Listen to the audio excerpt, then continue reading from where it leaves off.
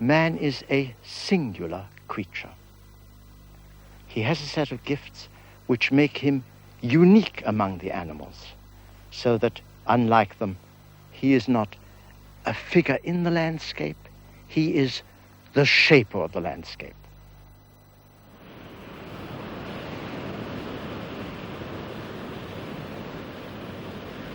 This is the Pacific Ocean.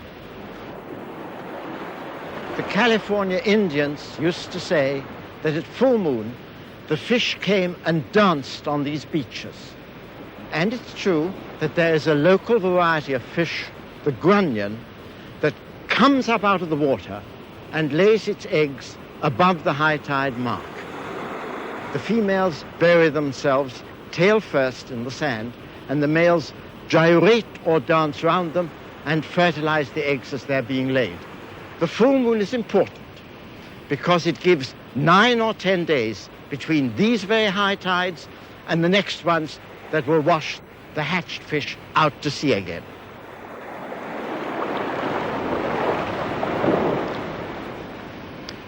Every landscape in the world is full of these exact and beautiful adaptations by which an animal fits into its environment like one cogwheel into another. Millions of years of evolution have shaped the grunion to fit and sit exactly with the tides. But nature, that is evolution, has not fitted man to any specific environment. On the contrary, by comparison with the grunion, he has a rather crude survival kit. And yet, this is the paradox of the human condition, one that fits him to all environments. His imagination, his reason, his emotional subtlety and toughness make it possible for him not to accept the environment, but to change it.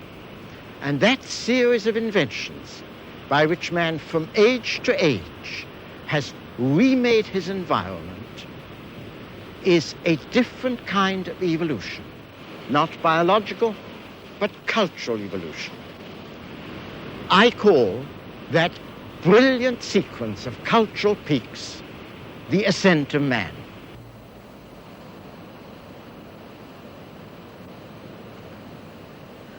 Of course, it's tempting, very tempting to a scientist, to hope that the most original achievements of the mind are also the most recent.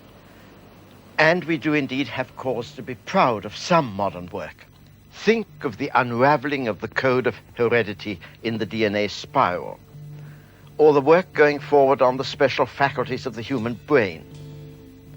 Think of the philosophic insight that saw into the theory of relativity, or the minute behavior of matter on the atomic scale.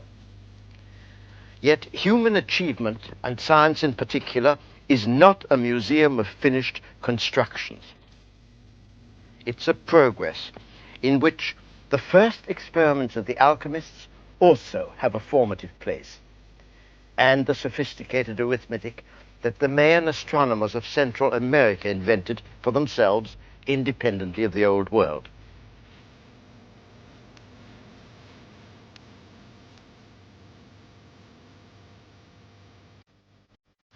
The stonework of Machu Picchu in the Andes and the geometry of the Alhambra are constructions as arresting and important for their peoples as the architecture of DNA for us. In every age there is a turning point, a new way of seeing and asserting the coherence of the world. It's frozen in the statues on Easter Island that put a stop to time. And in the medieval clocks in Europe that once also seemed to say the last word about the heavens forever.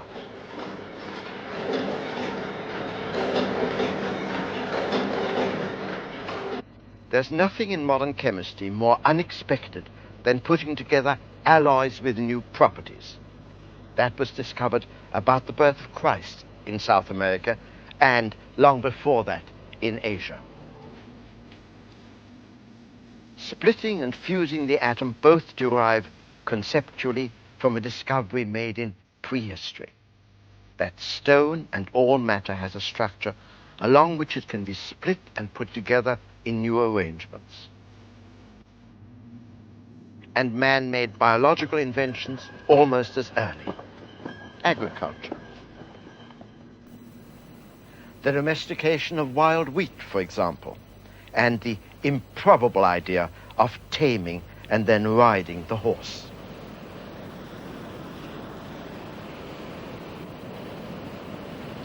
So, these programs or essays are a journey through intellectual history, a personal journey to the high points of man's achievement, what the poet Yeats called monuments of unaging intellect.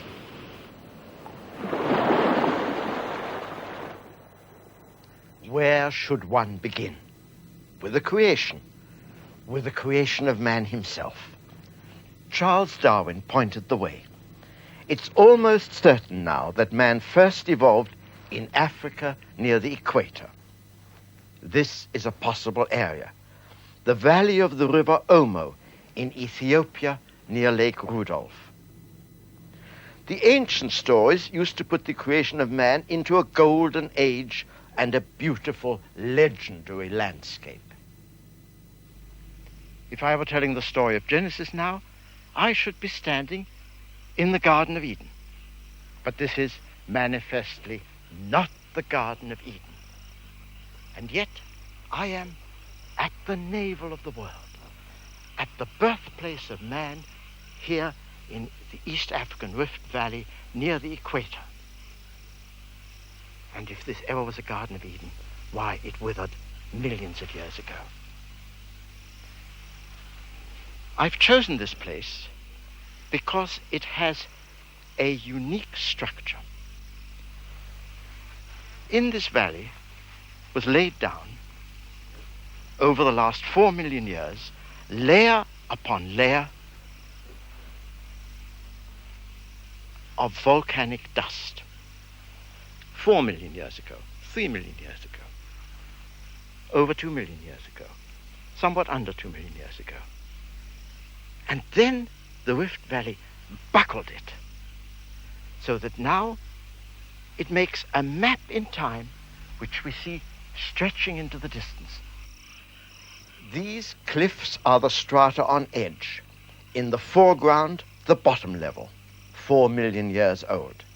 And beyond that, the next lowest, well over 3 million years old. The remains of a creature like man appear beyond that, and the remains of the animals that lived at the same time. The animals are a surprise, because it turns out that they have changed so little. This is the Topi antelope now. The ancestor of man that hunted its ancestor 2 million years ago would at once recognize the Topi today. But he would not recognize the hunter today, black or white, as his own descendant.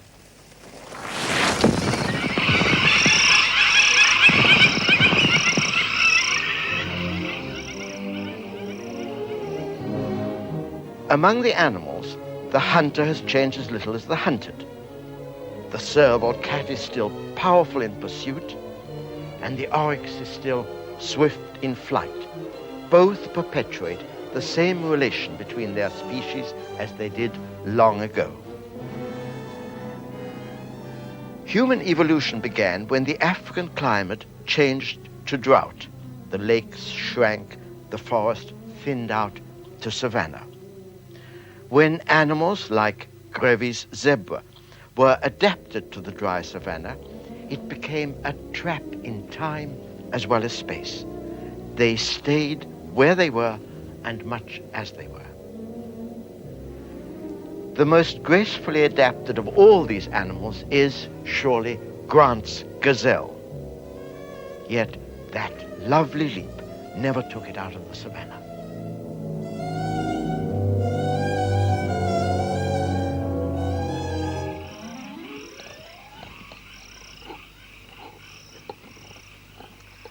In a parched African landscape, like this at Omo, man first put his foot to the ground. That seems a pedestrian way to begin the ascent of man. And yet it's crucial.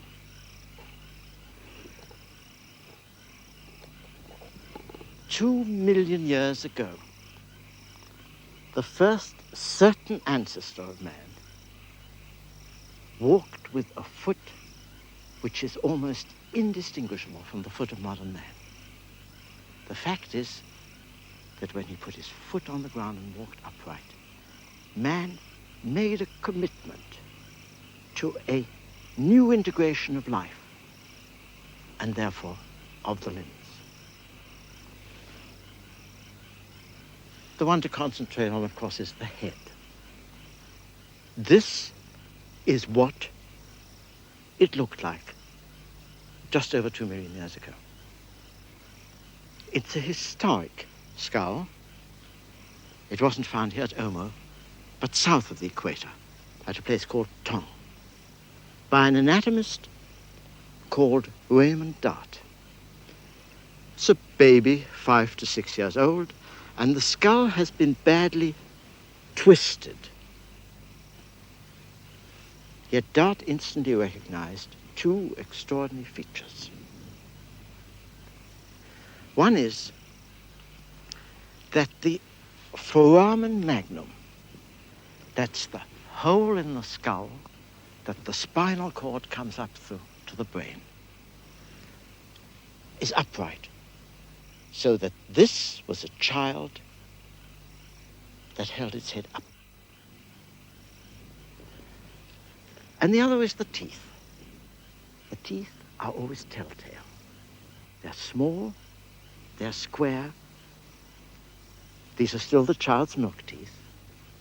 They are not the great fighting canines that the apes have.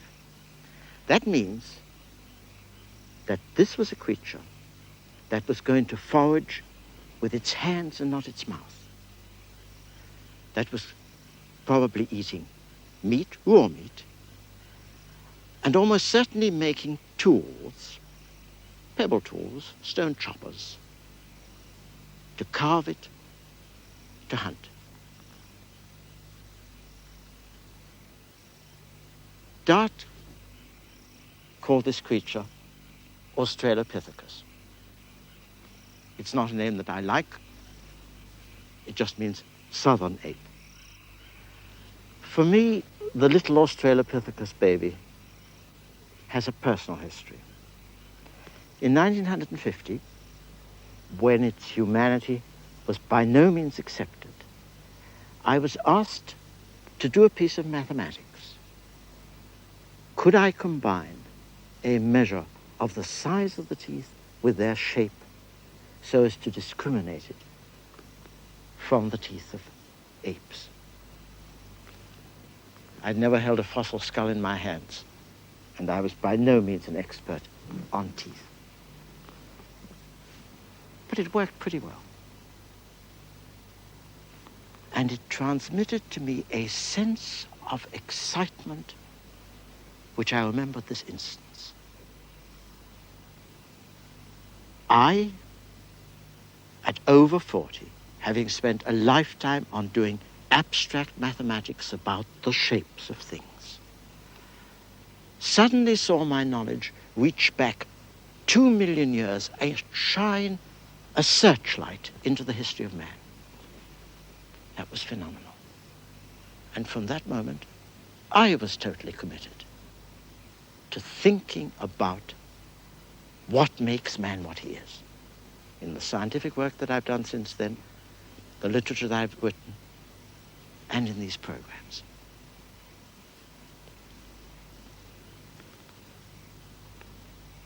I don't know how the Tong baby began life, but to me, it still remains the primordial infant from which the whole adventure of man began. The human baby, the human being, is a mosaic of animal and angel. For example, the reflex that makes the baby kick is already there in the womb. Every mother knows that. And it's there in all vertebrates.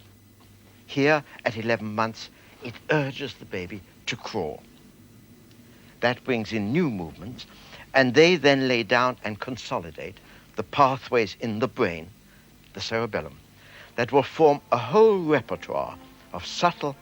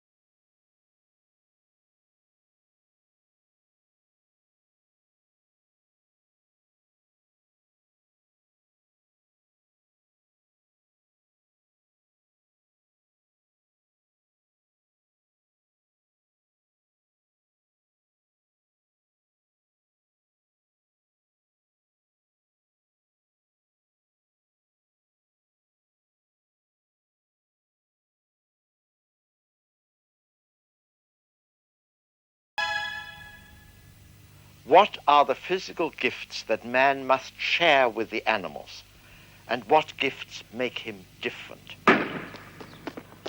The starting response of the runner is the same as the flight response of the gazelle. He seems all animal in action. The heartbeat goes up. The heart is pumping 5 times as much blood as normal, and 90% of it is for the muscles. He needs 20 gallons of air a minute now to aerate his blood. That shows up as heat in infrared films.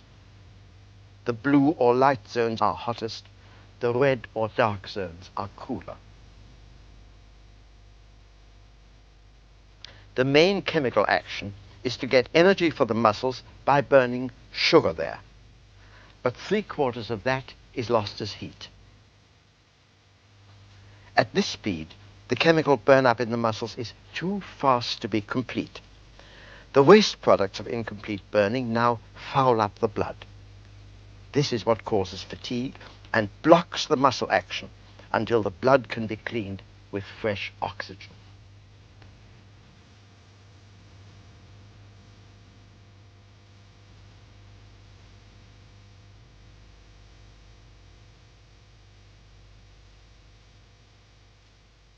All that, in one way or another, is the normal metabolism of an animal in flight. But the runner was not in flight. The shot that set him off was the starter's pistol. And what he was experiencing, deliberately, was not fear but exaltation. The runner is like the child at play. His actions are an adventure in freedom. And the only purpose of this breathless chemistry was to explore the limits of his own strength. There are physical differences between man and the other animals, even between man and the apes. The athlete grasps his pole, for example, with an exact grip that no ape can quite match. Yet, such differences are secondary by comparison with the overriding difference, which is that the athlete is an adult whose behavior is not driven by his immediate environment. In themselves, his actions make no practical sense at all. They are an exercise that is not directed to the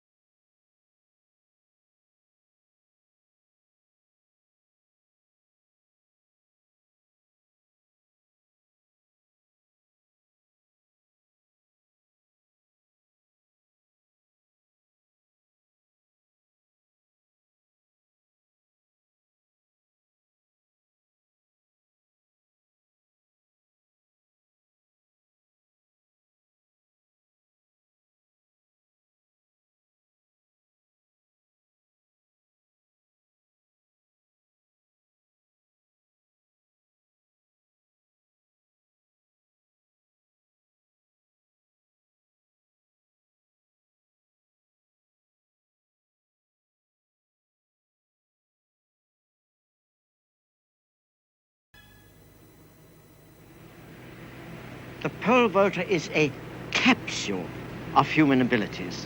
The grasp of the hand, the arch of the foot, the muscles of shoulder and pelvis, the pole itself, in which energy is stored and released like a bow firing an arrow. It's the invention of the pole, the concentration of the mind at the moment before leaping, which gives it the stamp of humanity. If I'm to take the Ascent of Man back to its beginnings in the animal, it's the evolution of the head and skull that has to be traced. Unhappily, over the 50 million years or so to be talked about, there are only 6 or 7 essentially distinct skulls. So that in order to trace the continuity, I'm putting them on a computer which will lead from one to the next. Begin 50 million years ago with this small tree-dwelling creature, a lemur, whose skull is being turned upside down. You can see the foramen magnum at the back. This is a creature that hung, not held its head on the spine. And it has the essential marks of the primates. That is the family of monkey, ape, and man. From the whole skeleton, we know that it has fingernails, not claws. It has a thumb that can oppose, at least in part, the hand. And it has, in the skull, the 2 features that really mark the beginning of man. The snout is short, the eyes are widely spaced. That means that there has been selection against the sense of smell and in favor of the sense of vision. From that, man begins. In the next 20 million years, the line that leads to the monkeys branches away from the main line to the apes and man. This creature is on the main line 30 million years ago. He's large, yet still lives in the trees. But from now on, the ancestors of the apes and man spend part of their time on the ground. This is 10 million years on, a classical find, proconsul. The brain is markedly larger. The eyes are now fully forward in stereoscopic vision. They tell us how the ape and man line was moving. But alas, this creature is on a branch line, the ape line.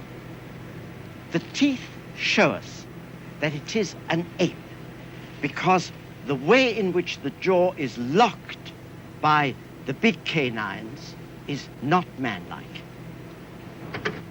It's the change in the teeth that signals the separation of the line that leads to man. This creature is 14 million years old, and we only have pieces of the jaw. But it's clear that the teeth are level and more human. There is now a blank in the fossil record for about 10 million years. Then, perhaps 5 million years ago, we come certainly to the relatives of man. This is a cousin of man, not in the direct line to us, a heavily built Australopithecus who is a vegetarian. The teeth that survive are pitted by the fine grit that he picked up with the roots that he ate. His cousin on the line to man is lighter, visibly so in the jaw, and is probably a meat eater. This is the nearest thing to what used to be called the missing link. Australopithecus from Africa, a grown female. The town child with which I began this program would have grown up to be like this, fully erect, walking, and with a large brain between 1 pound and 1.5 pounds. That's the size of the brain of a big ape now. But of course, this was a small creature, standing only 4 feet high. Indeed, Recent finds by Richard Leakey suggest that by 2 million years ago, the brain was larger even than that. And with that larger brain, the ancestors of man made two inventions, for one of which we have visible evidence, and for the other, inferential evidence. First, the visible invention. 2 million years ago, Australopithecus made stone tools like this, where a simple blow has put an edge on the pebble. And for the next million years, man in his further evolution did not change this type of tool. The ancestors of man had a short thumb, so they could only hold this tool in a power grip and use it like that. It's a meat-eater's tool. The other invention is social.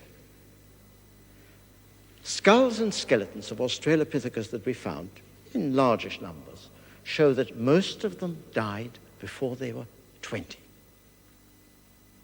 That means that there must have been many orphans. And Australopithecus must have had a long childhood, as all the primates do. By the age of 10, they were still children. Therefore, there must have been a social organization which adopted them, made them part of the community, educated them. That's a great step towards cultural evolution. At what point can we say that the precursors of man become man himself? That's a delicate question. Such changes do not take place overnight, and it would be foolish to try and make them seem more sudden than they really were, or to argue about names. 2 million years ago, we were not yet men. But 1 million years ago, we were. Because by then, there appears a creature who can be called Homo. Homo erectus. He spread far beyond Africa. That's Peking man, 400,000 years old, the first creature that used fire.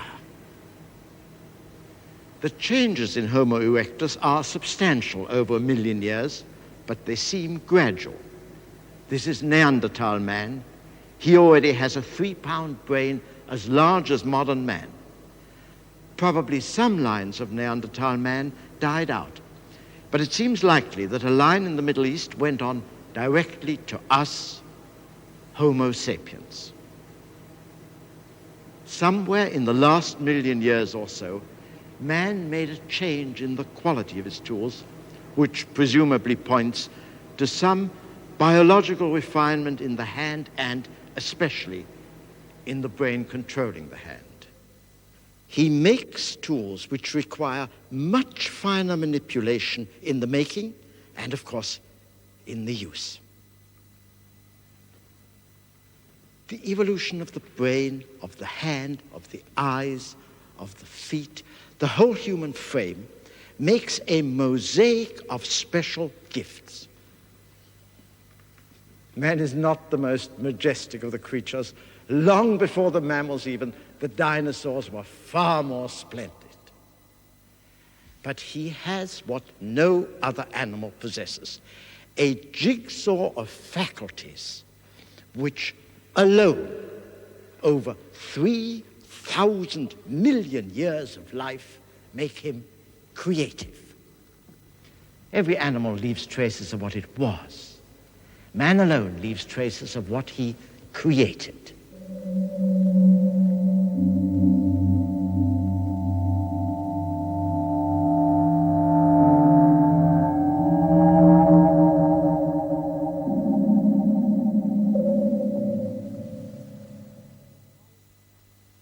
From the ancestral Australopithecus onwards, the family of man ate some meat.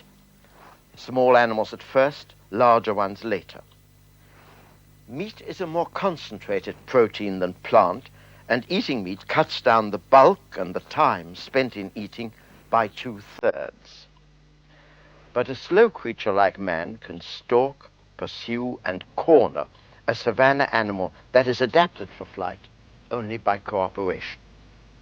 Hunting requires conscious planning and organization by means of language, as well as special weapons. The hunt is a communal undertaking, of which the climax, but only the climax, is the kill.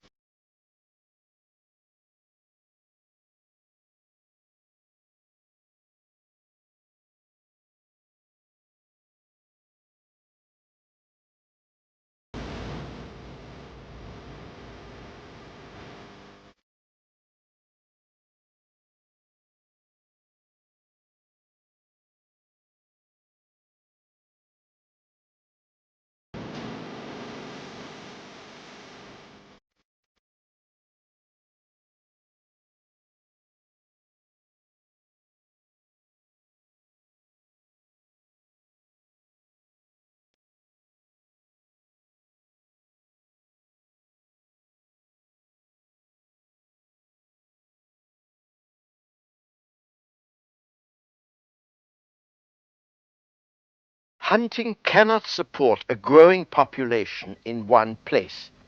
The limit for the savannah was not more than 2 people to the square mile. At that density, the total land surface of the Earth could only support the present population of California, about 20 millions, and could not support the population of Great Britain. The choice for the hunters was brutal: starve or move. They moved away over prodigious distances. By 1 million years ago, they were in North Africa. By 700,000 years ago, they were in Java. By 400,000 years ago, they had marched north to China in the east and Europe in the west. These incredible migrations made man, from an early time, a widely dispersed species, even though his total numbers were quite small, perhaps 1 million. What is even more forbidding is that man moved into the north just when the climate there was turning to ice.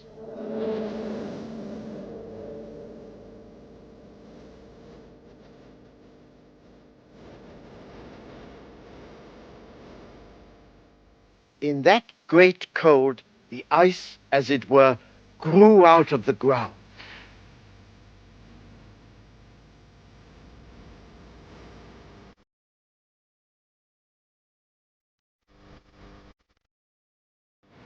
The northern climate had been temperate for immemorial ages, literally for several 100 million years.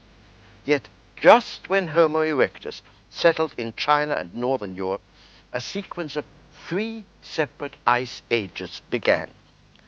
The first was at its fiercest when Peking man lived in caves 400,000 years ago. It's no surprise to find fire used in those caves for the first time.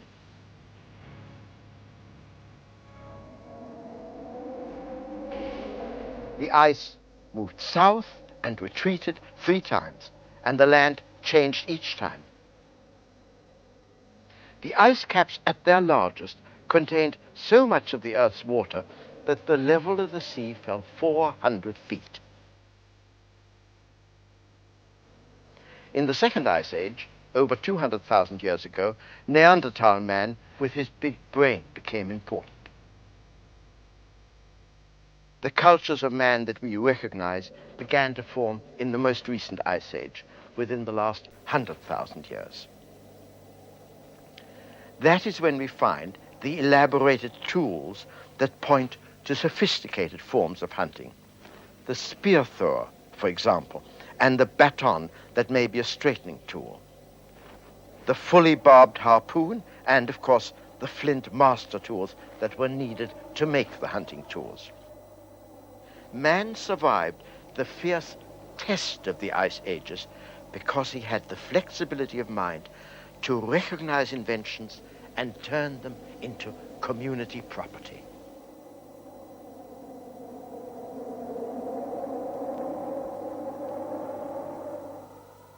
Evidently, the Ice Ages worked a profound change in the way man could live.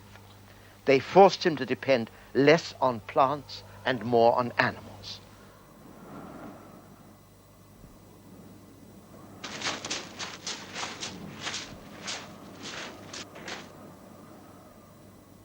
The rigors of hunting on the edge of the ice also changed the strategy of hunting.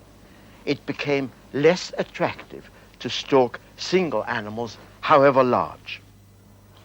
The better alternative was to follow herds of animals and not to lose them, to learn to anticipate and in the end to adopt their habits, including their wandering migrations.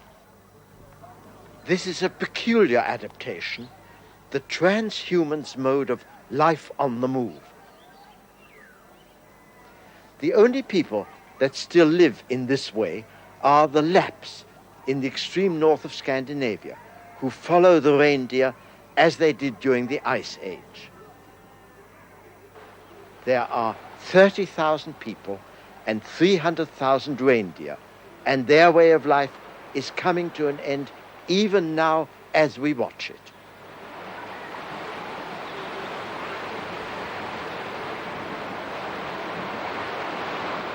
The herds go on their own migration across the fjords from one icy pasture of lichen to another, and the Lapps go with them. But the Lapps are not herdsmen. They do not control the reindeer. They have not domesticated it. They simply move where the herds move.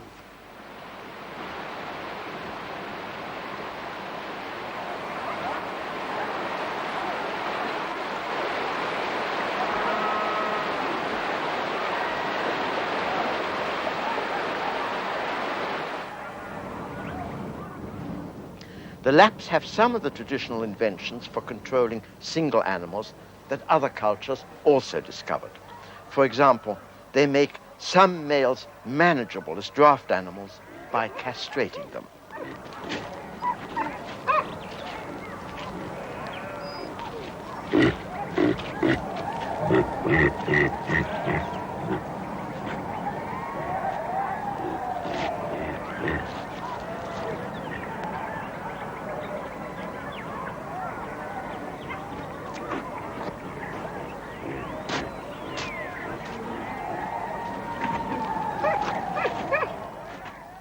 It's a strange relation. The Lapps are entirely dependent on the reindeer. They eat the meat, a pound a head each, every day. They use the sinews and fur and hides and bones. They drink the milk. They even use the antlers. And yet the Lapps are freer than the reindeer because their mode of life is a cultural adaptation and not a biological one. The adaptation that the Lapps have made, the transhuman's life on the move in a landscape of ice, is a choice that they can change. It's not irreversible as biological mutations are. Making a shelter from reindeer hides is an adaptation that the Lapps can change tomorrow. Most of them are doing so now. But you cannot change the color of your skin. Why are the Lapps white? Man began with a dark skin. The sunlight makes vitamin D in his skin, and if he had been white in Africa, it would make too much. But in the north, man needs to let in all the sunlight there is to make enough vitamin D. And natural selection, therefore, favored those with whiter skins. The biological differences between different communities are on this modest scale. The Lapps have not lived by biological adaptation, but by invention, by the imaginative use of the reindeer's habits and all its products, by turning it into a draft animal, by artifacts and the sledge. Surviving in the ice did not depend on skin color. The Lapps have survived man survived the ice ages by the master invention of all.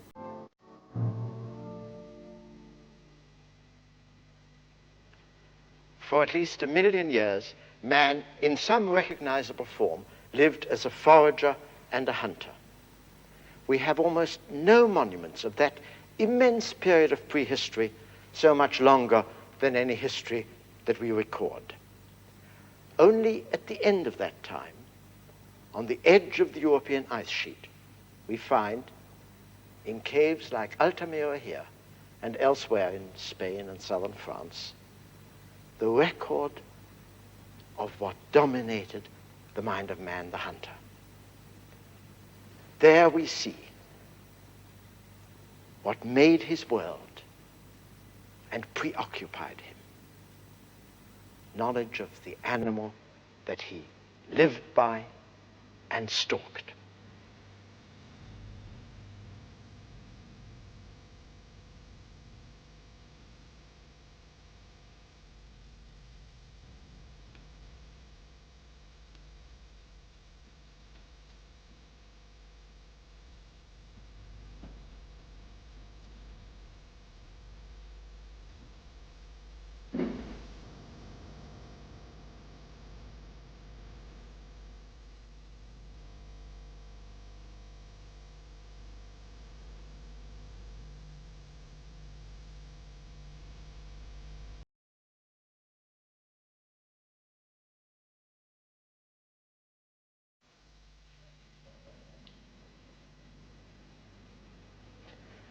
And yet when we reflect, what is remarkable is not that there are such few monuments, but that there are any at all.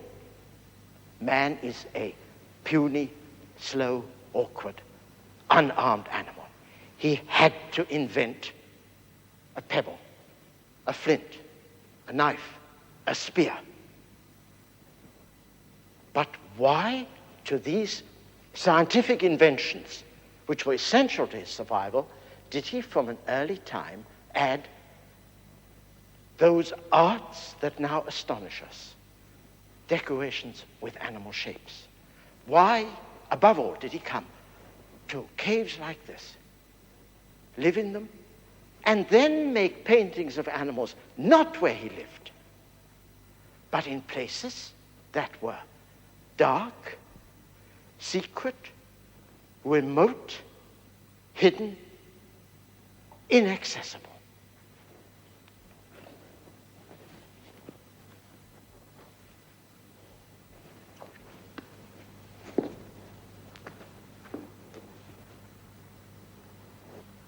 The obvious thing to say is that in these places the animal was magical. But magic is a word which explains nothing. It says that man believed he had power, but what power? Here I can only give you my personal view. I think that the power that we see expressed here for the first time is the power of the forward-looking imagination. In these paintings, the hunter was made familiar with dangers which he knew he had to face, but to which he had not yet come. When the hunters were brought here into the secret dark, and the light was suddenly flashed on the pictures, he saw the bison as he would have to face him. He saw the running deer. He saw the turning boar. The moment of fear was made present to him. His spear arm flexed with an experience which he would have and which he needed not to be afraid of. We also look here through the telescope of the imagination. The imagination is a telescope in time. We are looking back at the experiences of the past. The men who made these paintings, the men who were present, looked through that telescope forward. They looked along the ascent of man, because what we call cultural evolution is essentially a constant growing and widening of the human imagination. The men who made the weapons and the men who made the paintings were doing the same thing,